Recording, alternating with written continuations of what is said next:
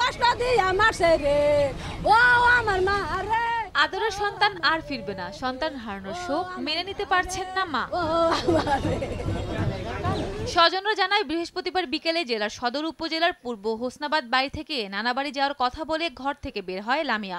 এরপর থেকে আর কোনো খোঁজ না পাওয়ায় শুক্রবার দুপুরে সদর মডেল থানায় ডায়েরি করে পরিবার। ওই দিন রাতে লামিয়ার লাশ খালের মধ্যে দেখতে পেয়ে পুলিশকে খবর দেয় এলাকাবাসী। পুলিশ গিয়ে লাশ উদ্ধার করে ময়নাতদন্তের জন্য জেলা সদর হাসপাতালের মর্গে পাঠায়। কারো মার বুক জানি আর খালি না করতে পারে, কারো বাবারা জানি কষ্ট না দিতে পারে।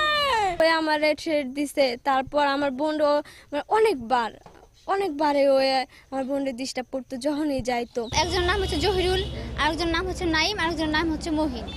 ও যেই সময় আর কি ওদের বাড়ি থেকে নানু বাড়িতে আসা যাওয়া করতো, তখন একটা রাস্তা আছে আর কি, ওই রাস্তার মাঝে ওরা বসে থাকতো।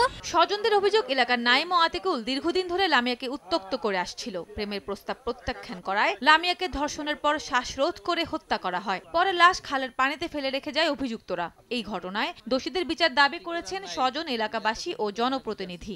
তদন্ত হোক এবং সুষ্ঠু বিচার হোক, কারণ ও এখনো অ্যাডাল্ট না, একটা 12 থেকে 13 বছরের শিশু। কালকে পরে এই ধরনের ঘটনা দিনের জীবনে আর না ঘটে, উপযুক্ত একটা শাস্তি আমি চাচ্ছি।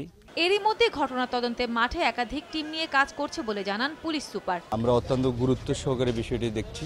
দুর্বৃত্তরা পার পেয়ে যাবে এটা আমরা কোনোভাবে অ্যাকসেপ্ট করব না। এই ক্ষেত্রে আমাদের সর্বোচ্চ প্রচেষ্টা আছে। নিহত লামিয়া চর নাজনা আলিয়া মাদ্রাসার 6ষ্ঠ শ্রেণীর ছাত্রী ছিল। সময় সংবাদ, মাদারীপুর।